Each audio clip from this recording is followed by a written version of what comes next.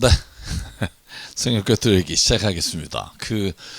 여러분 저희가 이제 좀 긴 방학을 갖고 이제 예레미야를 시작하는데 이제 끝내야겠죠.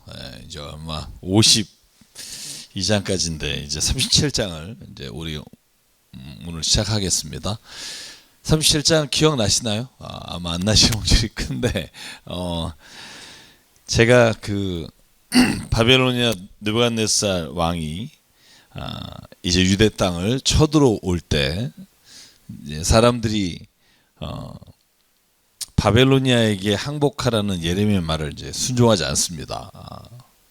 바벨로니아가 우리나라를 절대로 함락하지 못할 거다 이렇게 확신을 가지고 있었기 때문에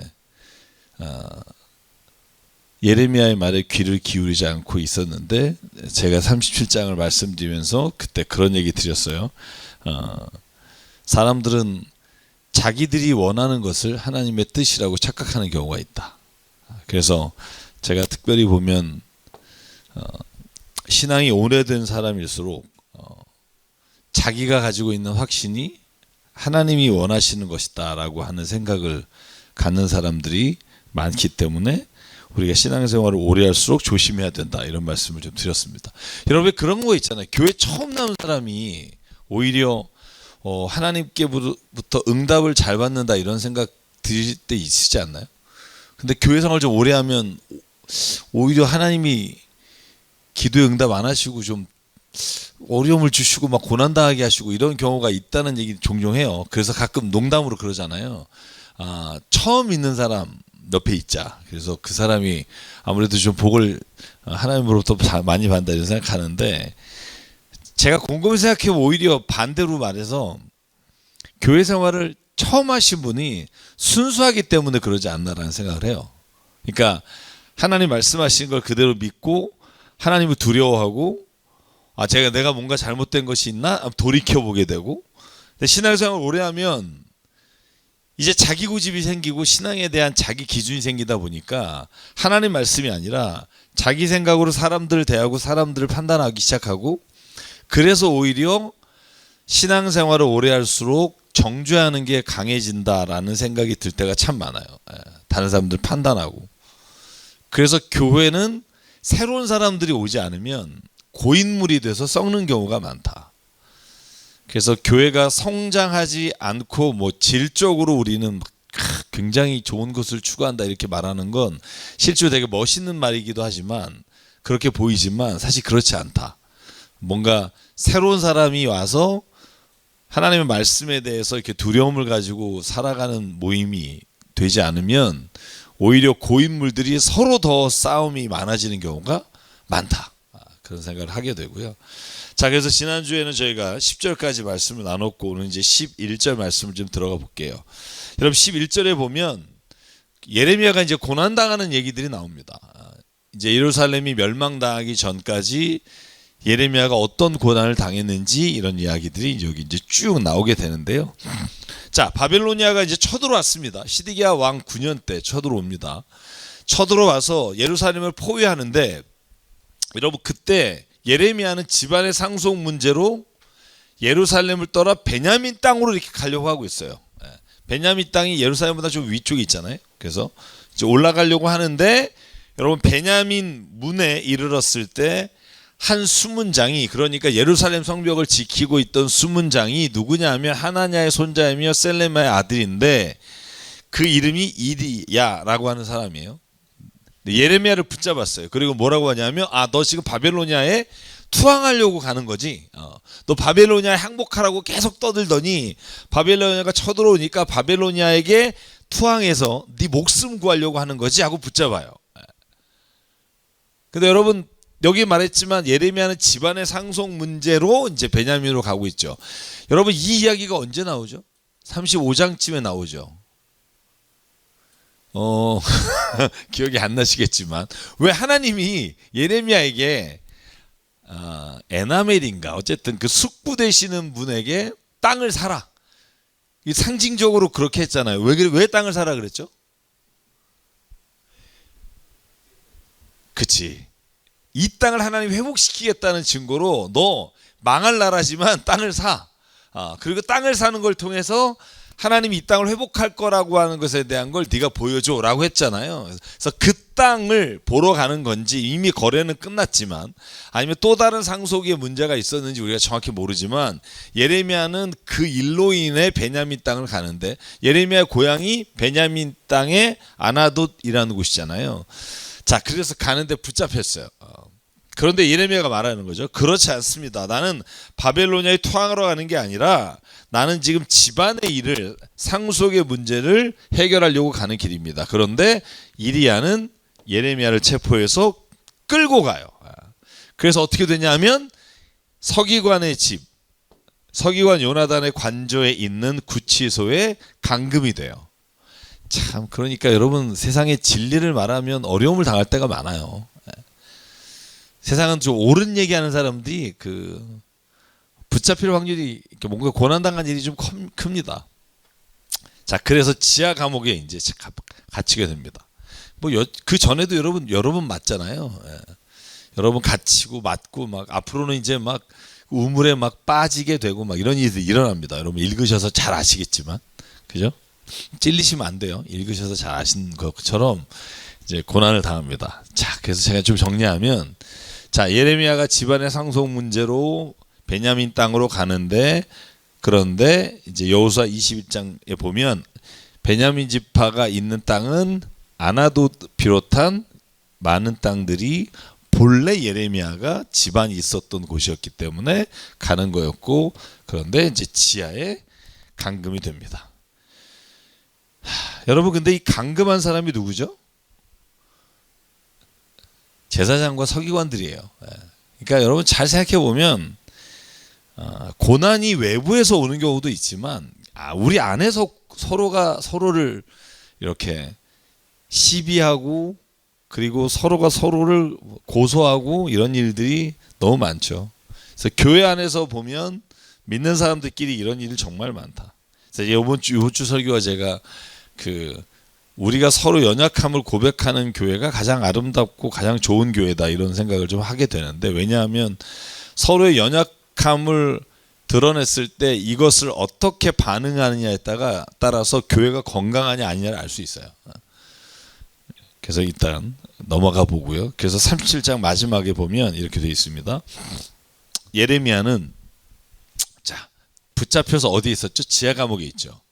근데 시드기야가 사람을 보내서 예레미야를 데려다가 물어봐요. 여러분 이거 뭘 알 수 있을까요? 시드기야는 여러분 애굽을 의지하다가 바벨로니아에게 멸망당하기 직전이잖아요.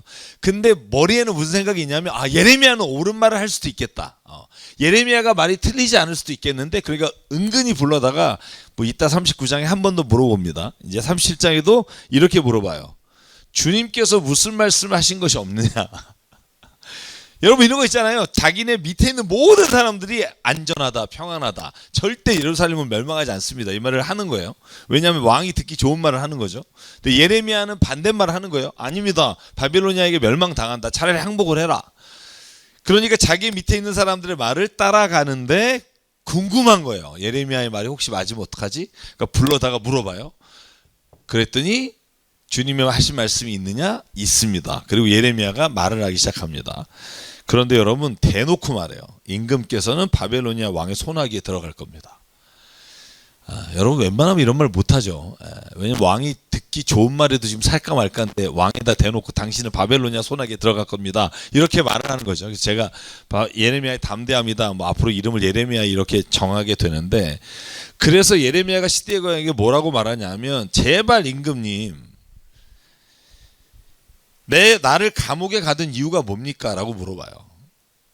바벨로니아 왕이 우리나라를 치러 오지 않을 것이라고 임금님께 예언하던 사람들, 왕에게 아첨하던 사람들, 지금 바벨로니아에 쳐들어와서 지금 예루살렘 성이 위기에 빠졌는데 그 인간들 다 어디 있습니까? 이렇게 물어보는 거예요.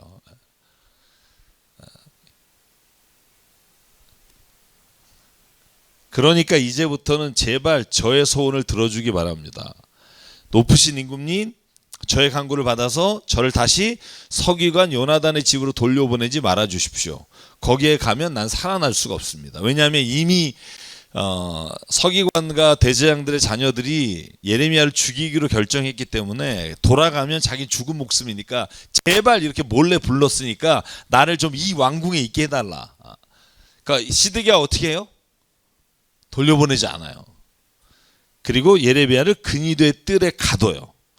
그리고 도성에서 양식이 떨어질 때까지 빵 만드는 사람의 거리에서 빵을 매일 한 덩어리씩 가다가 예레미야에게 줍니다.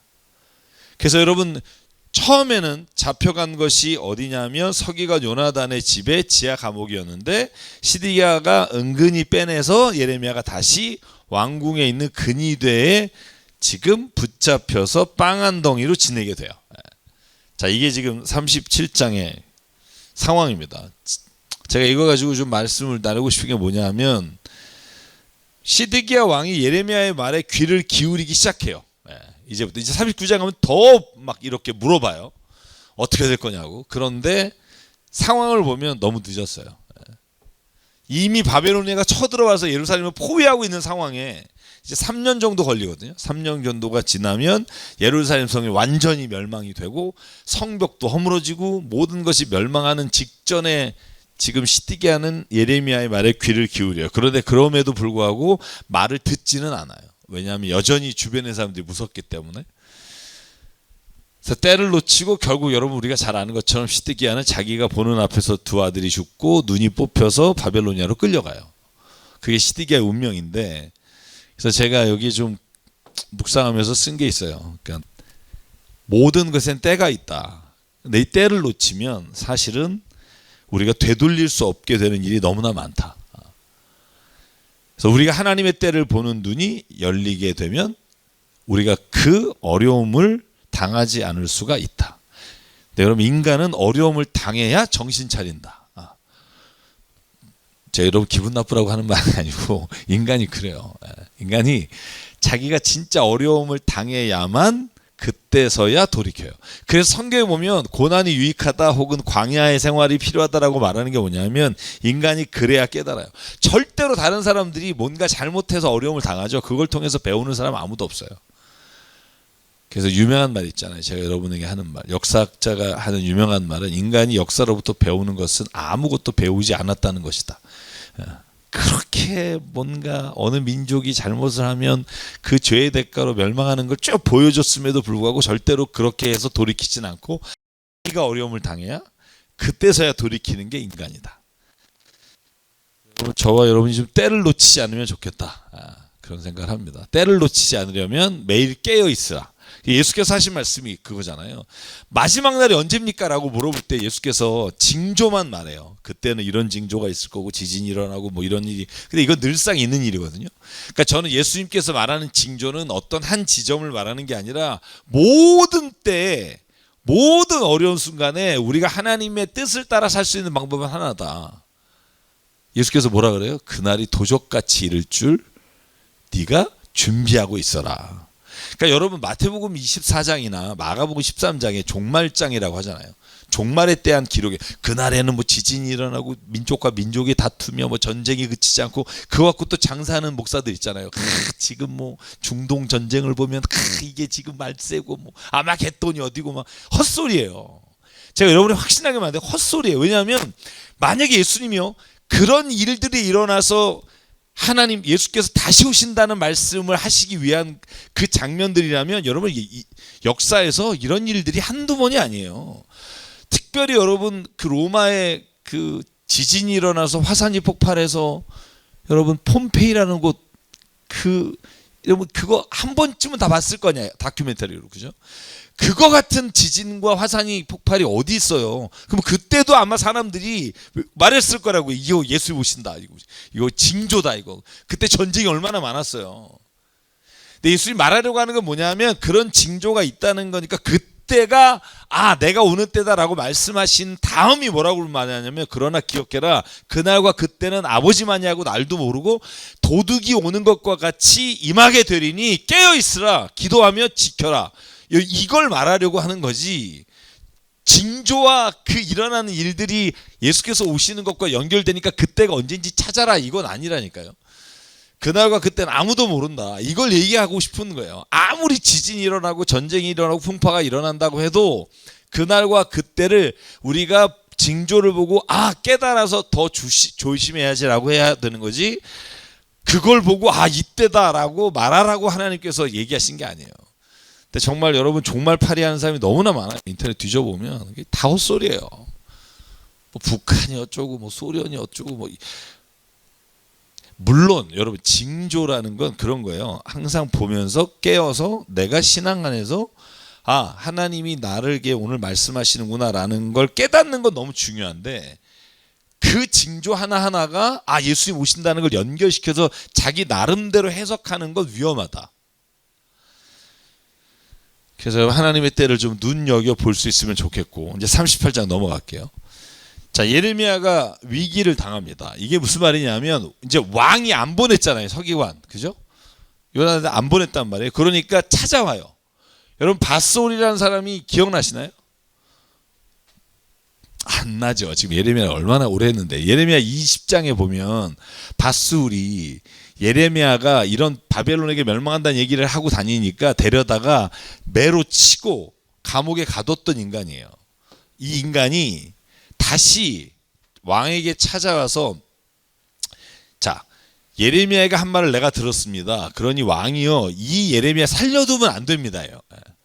지금 얘를 지금 보호하고 계시는데 절대로 얘를 살려둘 인간이 아닙니다. 이렇게 뭐라고 그가 말했는지 아십니까? 라고 하는 게 2절이에요.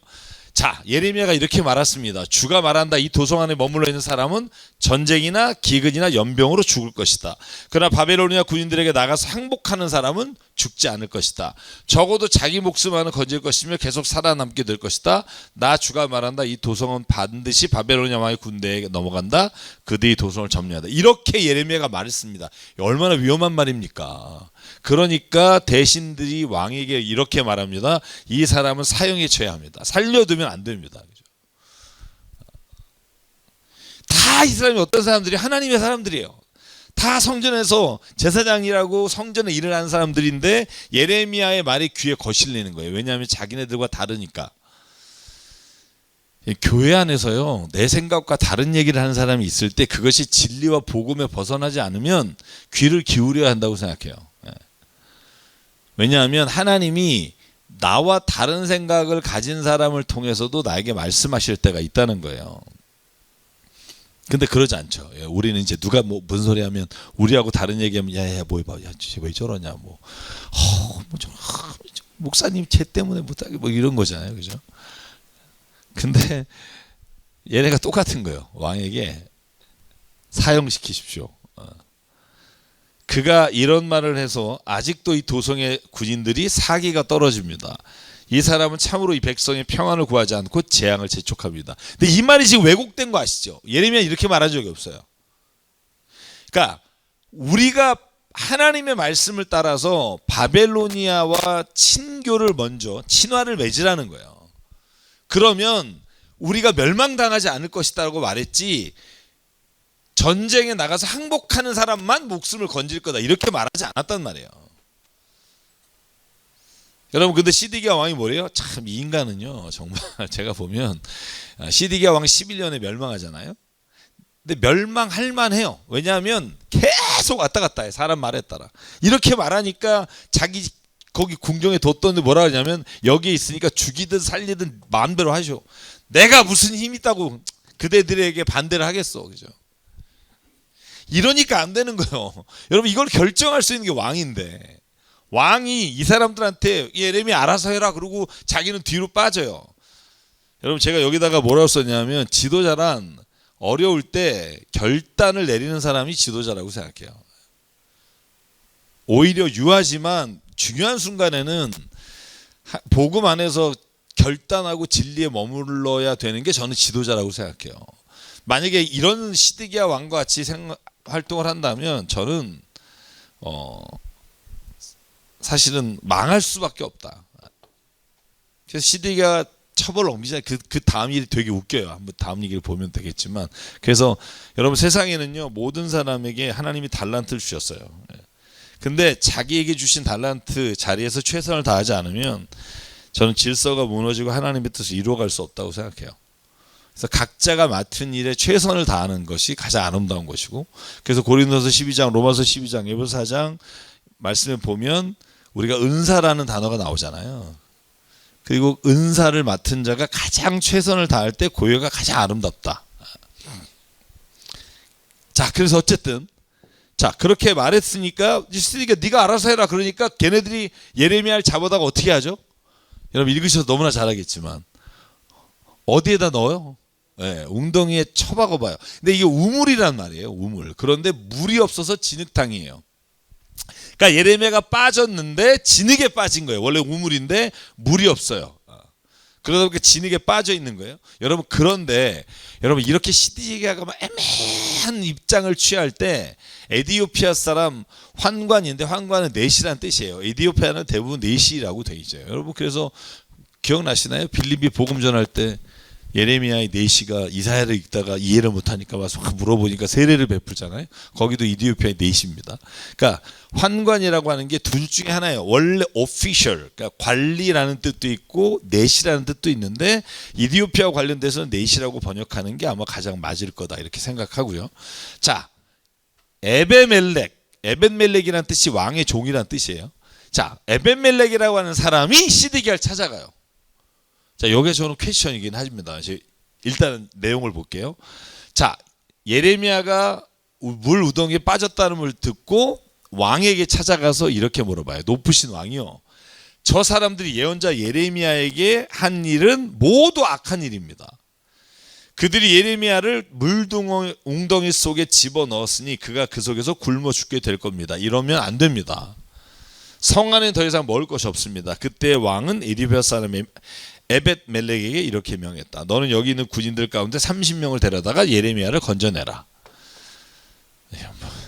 이걸 우리가 보통 전문 용어로 병 주고 약 주고. 그러니까 우유부단한 사람 밑에 있으면 참 힘들어요. 그러니까 여러분, 이거 내가 이런 얘기만 해볼게요. 우유부단과 유연하다는 차이가 어떤 건 줄 아세요? 이 둘이 똑같아 보이잖아요. 사람이 유연한 사람, 플렉서블한 사람하고 우유부단한 사람하고 차이가 어디 있는 줄 아세요?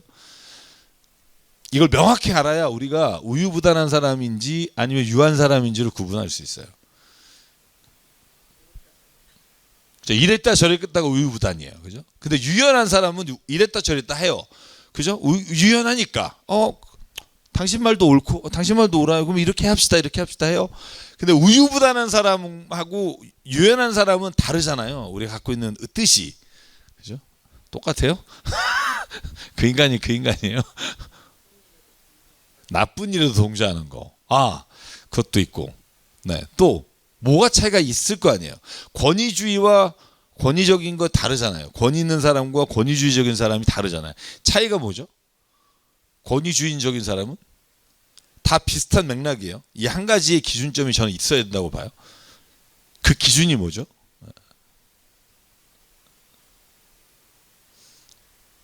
이럴 때는 뇌를 쓰시라는 거예요. 네.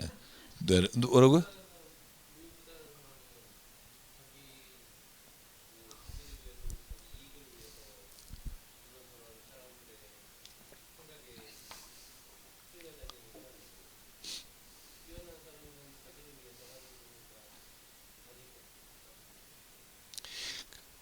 저 거의 똑같은, 제가 생각하는 이게 정답이라는 게 아니라 이런 우유부단한 사람과 유연한 사람의 차이는 제가 볼 때 권위주의자와 권위 있는 사람은 똑같아요. 차이가 어디 있냐면 자기에게 주어진 권위를 자기의 이익과 욕심을 위해 쓰는 것을 권위주의적이라고 말해요.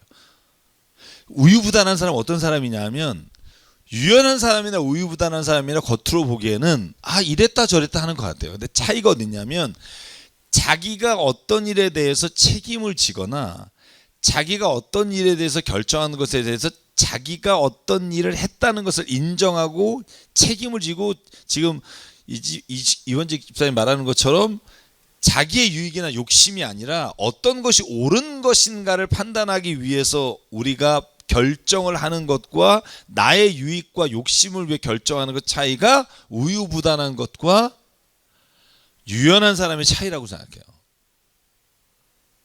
그러니까 이거는 사실 우리가 분간하기가 쉽지 않아요. 언제 알 수 있어요? 마지막에 알 수 있어요. 마지막에 어떤 일이 일어났을 때 우유부단한 사람은 자기는 빠져요. 그리고 얘가 시켰어요. 이렇게 돼요. 근데 유연한 사람은 어쨌든 이 의견이나 이걸 결정한 건 나니까 이 일에 대해서 내가 책임을 지겠습니다 하면 이 사람은 유연한 사람이에요. 그러니까 결국은 어떤 걸 볼 수 아니면 마지막을 봐야 알 수 있어요. 그러니까 저는 우리의 눈으로는 판단하기가 쉽지 않다. 그래서 뭐가 필요하냐면 신뢰라는 게 필요하다. 어떤 사람에 대한 믿음이 필요한데 그 믿음은 참 없다. 그래서 어떤 때는 의인이나 옳은 사람이 고난을 당해요. 모함을 당해서. 그래서 이런 것들이 좀 어렵지만 그럼에도 불구하고 저는 이걸 구분해낼 수 있는 눈이 있는 사람이 저는 신앙에 깨어있는 사람이다. 그래서 저는 모든 일을 생각해요. 제가 늘 그런 생각을 하고 저도 그렇게 살려고 하는 게 뭐냐면 어떤 일의 결정으로 잘못된 건 다 내 책임이다. 제가 목회자분들한테도 그래요. 어떤 일에 대해서 뭔가 결정하고 한 거에 대해서 내가 책임을 져야죠. 무슨 부교육자님이 책임질 일은 별로 없어요. 그러니까 예를 들면 사안별로 뭔가 우리가 잘못한 게 서로 있겠지만 중요한 결정에 있어서만큼은 책임을 지는 사람이 그 사람이 책임을 져야 된다고 생각해요. 근데 시디기아는 완전히 반대예요. 와서 막 사람들이 뭐라니까 니네들이 알아서 내가 힘이 있니? 이러다가 또 에벨멜렉이 또 그러면 안 됩니다. 왕이여 예레미야를 살려야 됩니다. 그랬더니 그래 군인 뽑아줄게 네가 해 그거잖아요. 그죠?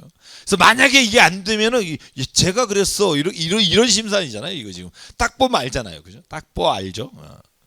자 그래서 어떻게 돼요? 에벨멜렉이 군사를 데리고 와서 물 웅덩이에 빠져 있는 예레미야에게 갈 때 왕궁의 옷장에 있는 헌 옷들 그리고 찢어진 옷들 이런 것들을 가져다가 무르동에 넣어줘요. 자 예레미야야 너 이거 가지고 밧줄을 내려줄 텐데 밧줄에 긁히지 않게 네 몸을 이 옷들로 양쪽 겨드랑이에 끼고 그리고 밧줄에 올라와라.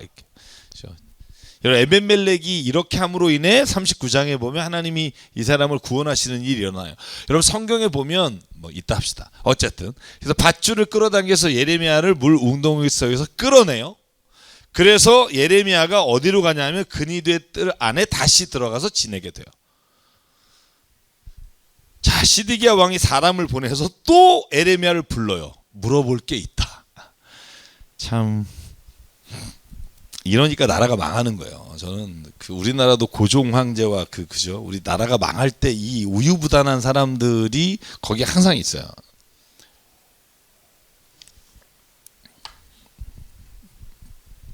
자 예레미야에게 물어요. 내가 그대에게 한 가지를 묻겠는데 아무것도 내게 숨기지 말고 다 말하시죠. 그래서 예레미야가 뭐라 그래요? 야 내가 너 어떤 애인지 모르냐? 너 유유부단한 거 모르냐 내가? 그래서 예레미야가 뭐라고 말해요? 진짜 웃긴 말이에요. 시디가 막 이렇게 말해요. 만일 숨김없이 말하면 날 죽일 거잖아. 근데 내가 만약에 임금께 말씀을 드려도 임금은 내 말을 안 들을 거잖아. 근데 뭐하러 말하니 이거예요. 입만 아프다. 내가 지금 여태까지 말한 게 몇 번이니. 그죠? 그랬더니 시디기야가 맹세를 해요. 뭐라고 맹세해요? 절대로 내가 죽이지도 않고 다른 사람에게 넘겨주지도 않을 거니까 말해라. 자 여기서 한 가지만 제가 짚고 넘어갈게요. 저는 세상의 지혜를 가진 사람들 이제 시드기야를 말하는 건데요. 소위 말해서 지위가 높고 권력을 가진 사람들도 여러분 불안해요.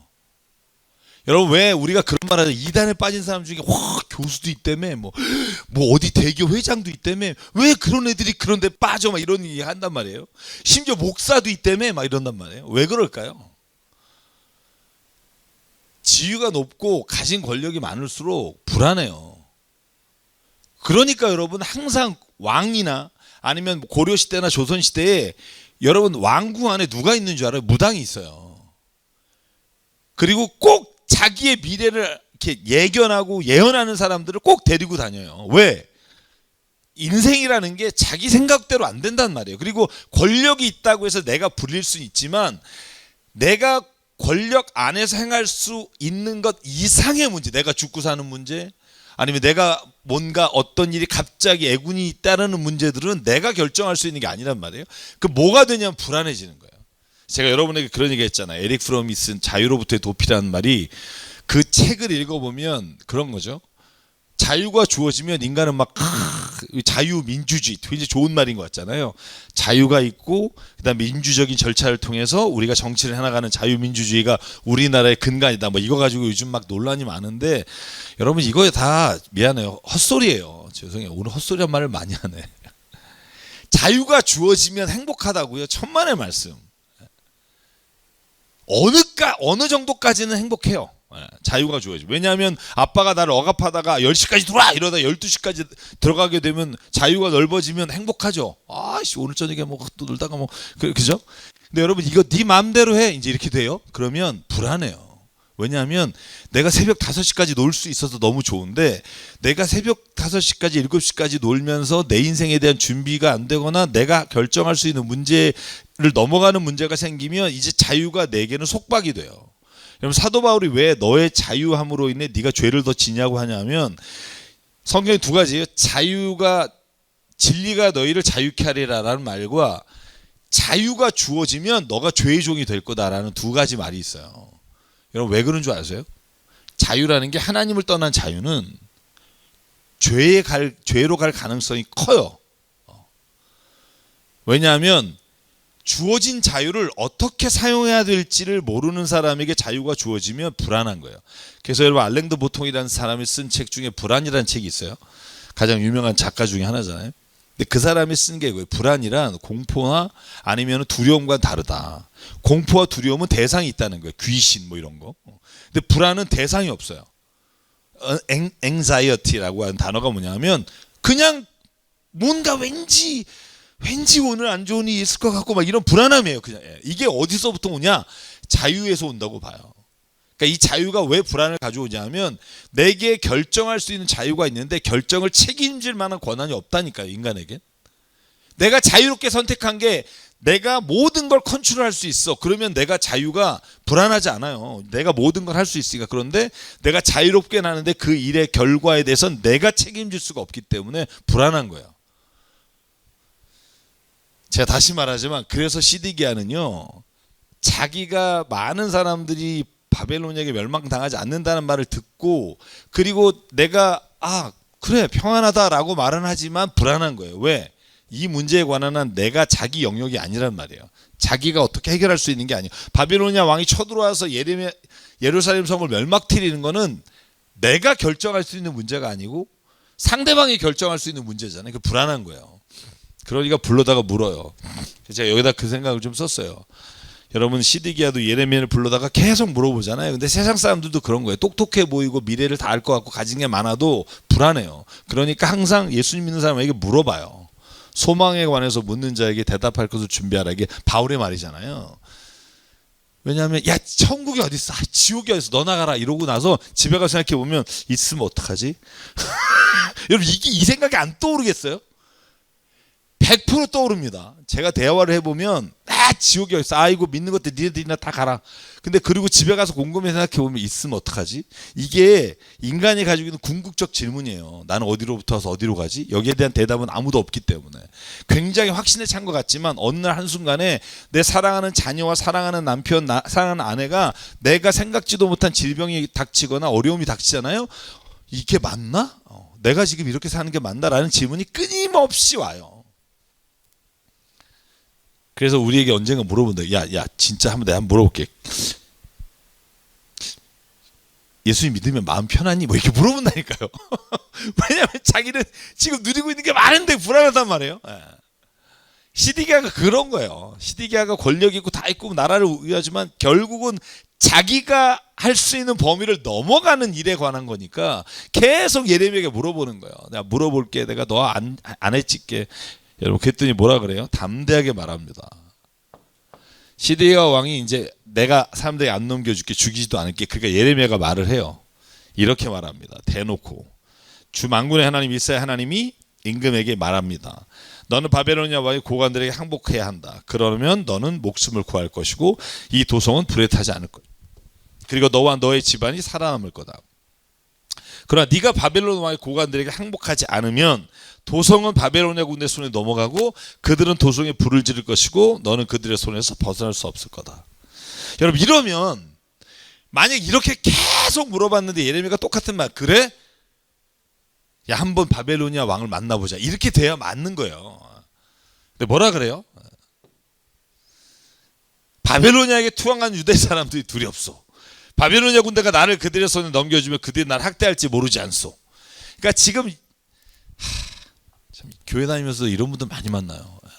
교회는 다니는데 여전히 하나님을 믿으면 내가 좀 손해 보는 게 없을까, 뭐 이런 거, 그죠? 이런 생각에 지금 계속 왔다 갔다 하시는 분이 있어요. 제가 이렇게 말하잖아요. 믿음은요, 하나의 사선을 넘어서지 않으면 그 믿음은 0에서 99까지 똑같아요. 제가 로마서 1장 16절 17절을 강의할 때 항상 하는 말이 그거죠. 너희가 믿음으로 믿음에 이르나니. 이 말이 되게 재밌는 말이에요. 아니, 믿음을 내가 아는 것으로부터 믿음에 이르나니, 아니면 네가 뭐 경험한 것으로부터 믿음에 이르나니, 이러면 이해가 가는데, 믿음으로 믿음에 face to face예요. From face to face예요. 믿음으로 믿음에 이른다. 아이, 제기라, 이 말을 누가 못해? 너 믿으면 믿게 될 거야. 이 말이 무슨 말이냐? 아무 의미 없는 말 같잖아요. 근데 저는 이게 굉장히 중요한 말이라고 생각해요. 우리가 생각하는 하나님을 믿는 믿음, 그죠? 이 믿음, 그리고 여기서 말하는 두 개의 믿음이 뭘까? 믿음으로 믿음에 이르나, 오직 의인은 믿음으로 말미암아 살지니라, 이렇게 나오거든요. 너희가 믿음으로 믿음에 이르나니 오직 의인은 믿음으로 말미암아 살지니라. 그러니 여러분, 이 믿음이 앞뒤에 뭐가 차이가 있을까요? 여러분, 이거 이런 말 있잖아요. 사람이면 다 사람이냐, 사람다워야 사람이지. 여기에 나오는 사람이라는 단어가 세 가지가 의미가 다 달라요. 사람이면 사람이냐, 이때 앞에 사람과 뒤에 사람의 차이가 뭐죠? 생각도 못 해봤죠. 전 생각이 너무 많아서 인생이 힘든 사람인데, 육체적으로 우리가 눈에 보이는 사람이면 우리가 보통 이성적으로 규범적으로 정의하는 사람이라고 하는 것과 우리가 보통 이렇게 일상에 보는 사람의 차이가 뭐냐는 거예요. 사람이면 다 사람이냐. 그러니까 눈에 보이는 우리가 사람이라는 게 결국 우리가 사람은 이러이러해야 된다라고 하는 데피니션에 말하는 사람과 같을 수 있느냐. 사람이면 다 사람이냐. 사람다워야 사람이지. 그게 사람다워야 한다는 게 뭐냐면, 우리가 보통 세상에서 만나는 사람이 아니라 우리가 사람은 이러이러해야 된다라고 생각하는 사람이에요. 그걸 우리가 보통 사실 판단과 가치 판단이라고 말해요. 좀 죄송해요. 이건 좀 이제 전공 분야인데, 이런 거예요. 눈에 보이는 것과 아니면 눈에 보이지 않지만 이러이러해야 된다고 가치를 규정한 게 달라요. 예를 들면 이런 거예요. 여러분, 이게 동의하는지 모르겠지만 세상 살아보니까 인간은 다 이기적이야. 여러분, 이런 생각 하나요? 이타적이신 예수님 같은 분 본 적 있나요? 그러니까 진짜 내가 교회를 다녀보고 인간은 다 이기적이야. 자, 이게 사실 판단이에요. 사람이면 내 앞에 사람이에요. 그죠? 사람이면 사람이냐라고 할 때 뒤에 사람은 뭐냐 하면 이런 거예요. 그렇다고 해서 우리가 이렇게 말할 수는 없어요. 자녀에게. 야, 사람은 다 이기적이니까 우리 는 이기적으로 살아야만 해 라고 말하진 않아요. 어려운 사람도 도와줘야 되고 이렇게 말해요. 그 왜냐하면 이건 가치에 관한 문제이기 때문에 그래요. 우리가 눈에 보이는 건 다 이기적인 인간인데, 그런데 그럼 인간은 이기적으로 사는 게 행복하냐? 아니야. 인간은 이기적으로 사는 게 아니라 인간이 정말로 우리가 이기적이지 않게 살아가는 존재가 돼야 세상이 좀 더 행복할 수 있어라고 하는 가치에 관한 문제예요. 그래서 인간이 다 이기적인데 이기적으로 살아라라고 말하지 않아요.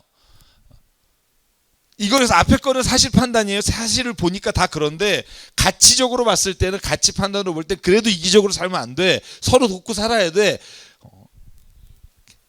사람이면 사람이냐, 사람다워야 사람이지. 이제 이 말이 제가 왜 어제까지 하면 믿음으로 믿음에 이른다예요. 지금 여기까지 왔네. 여기까지만 하죠. 그래서 믿음으로 믿음에 이른다. 앞에 믿음은 뭐냐면, 하나님은 살아계시고 하나님 우리를 창조하셨고, 우리가 성경의 진리라는 게 네 가지잖아요. 창조하셨고, 오늘도 우리와 동행하시고, 우리를 위해 십자가에 죽으셨고, 부활하셔서 오늘도 우리의 삶의 인도자가 되어주십니다. 이 하나님에 관한 믿음이에요. 이 믿음이 우리에게 확신이 되면, 믿음이, 이게 from faith예요. 믿음이 되면 어떤 믿음으로 갈 수 있냐면, 우리가 삶에 있어서 매일 불안하고 매일 좌지우지하는 이런 삶이 아니라 확신 가운데 살아가는 믿음의 단계에 올라갈 수 있어요. 이게 이해가 안 가실지 모르겠는데, 많은 분들이 이 앞에 네 가지를 믿을지 말지로 인해 평생을 고민하다 죽어요. 어느 날 누가 또 그러면 부활이 어디 있어? 그러면 없나? 뭐 이러다가 뭐, 야, 십자가가 무슨 2000년에 죽은 사람이 너를 어떻게 구원해? 어렵나? 뭐 이거 왔다 갔다 하다 끝나요. 그러니까 여러분, 성경이 말하는 믿음은 이걸 믿고 그 다음의 단계를 볼 수 있는 믿음이 가려면 이 네 가지에 관한 한 어느 순간에 내가 확신하고 정리하고 가야 돼요. 누가 뭐라 그래도 하나님 살아계셔.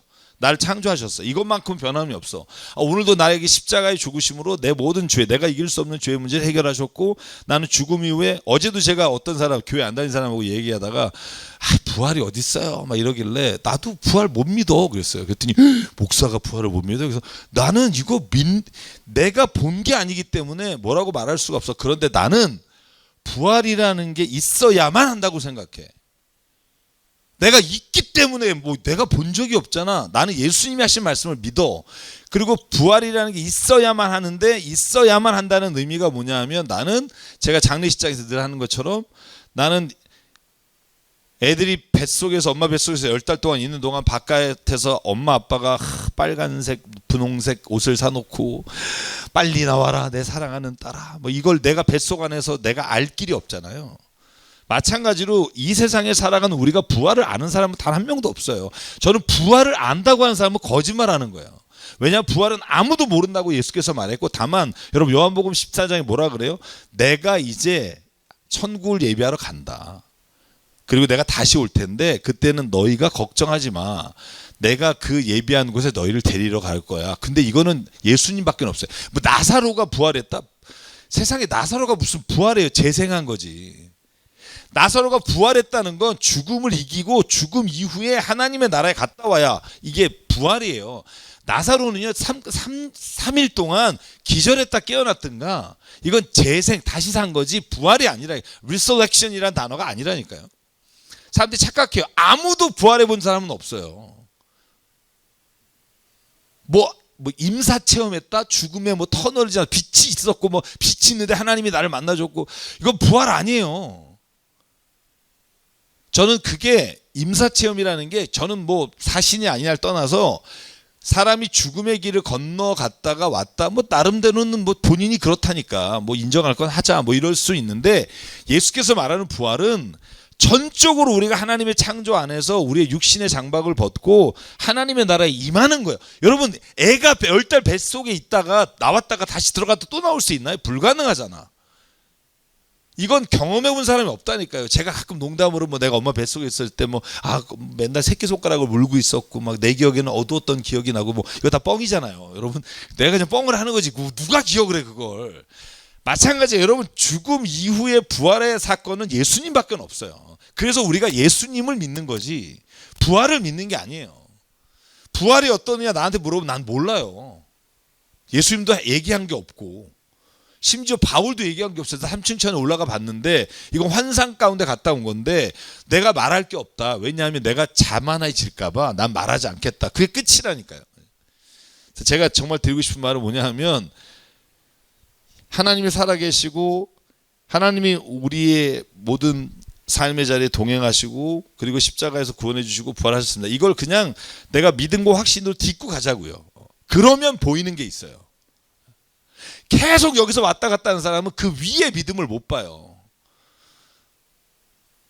저는 이거만큼은 어느 순간에 하나님이 나에게 믿음으로 딱 해주시고, 그러면 from faith, 그러면 또 다른 믿음의 영역이 있어요. 그걸 내가 확신하고 갈 때 내가 세상 가운데 보여주시는 믿음이 있다고요. 어디 하다 여기까지 왔냐? 지금 이렇게 시간이 너무 어쨌든, 자, 그러니까 시드기야는요, 예레미야가 아무리 말하면 뭐예요? 헛귀로 들어요. 듣고 나가. 바벨로니아에게 투항한 사람이 날 죽이지 않겠냐. 그랬더니 뭐라 그래요? 제발 왕이요, 주의 말씀을 좀 들으십시오. 그래야 당신 형통하고 목숨 구합니다. 근데 이걸 듣고 또 잊어버려요.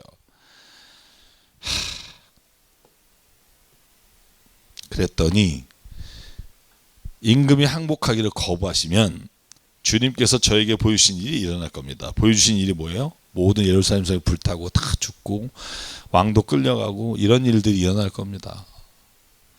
임금의 모든 아내와 자녀들도 바벨로니아로 끌려가고 도성도 불에 탈 겁니다. 그런데도 시드기야는 예레미야에게 이렇게 말했다.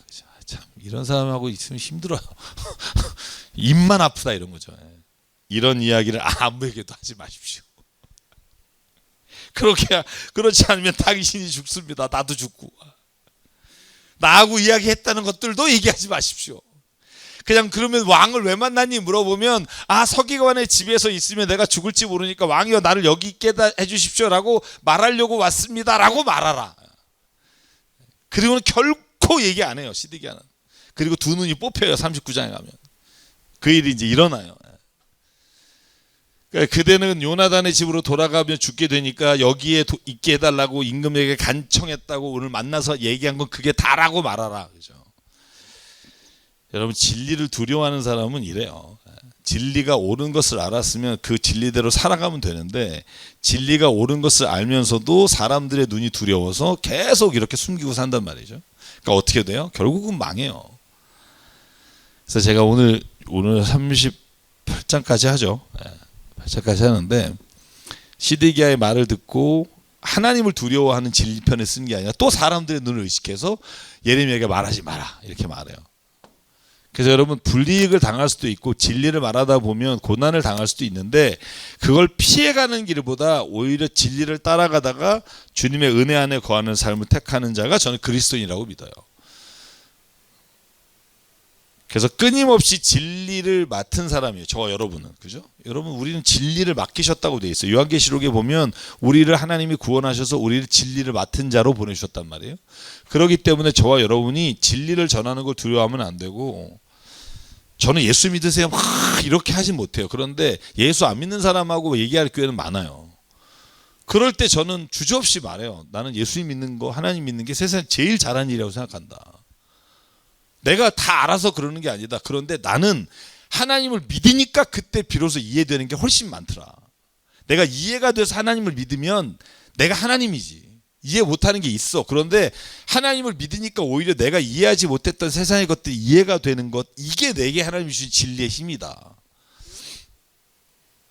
그래서 여러분 우리가 부족해요. 왜냐하면 나는 복음을 부끄러워하지 아니하나니 이게 바울의 고백이지만 사실 복음을 부끄러워해요. 근데 복음이 부끄러운 게 아니라 바울도 말했지만 나는 죄인 중에 괴수예요.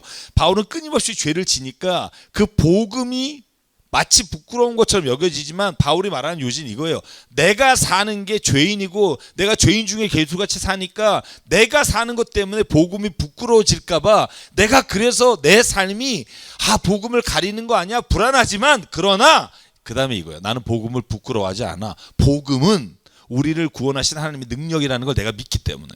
근데 복음을 전하는 나는 부끄러워. 난 죄인이야. 그런데 복음은 안 부끄러워. 이게 신앙 고백이에요. 우리의 신앙 고백. 여러분 저와 여러분 다 부끄럽잖아요. 나만 그래? 그죠? 다 부끄럽잖아. 근데 복음은 안 부끄러워. 왜? 복음은 사실은 그 복음이 부끄러운 게 아니라 복음을 믿는 내 삶이 여전히 욕심과 때로는 순간순간의 착각과 아니면 죄로 인해 내가 넘어지고 무너질 때가 있으나 복음만큼은 부끄럽지 않아. 이게 신앙의 고백이라고 생각해요. 여러분께서 끊임없이 하나님 안에서 이 진리를 묻고 살았으면 좋겠어. 마지막 38절에 27절 28절에 이렇게 되어 있습니다. 그때 예레미야는 왕이 자기에게 명령한 말대로 대답했다. 이렇게 해서 예레미야는 예루살렘이 함락되는 날까지 그니의 뜰 안에 머물게 됐다. 39장은 이제 멸망하는 이야기가 나와요.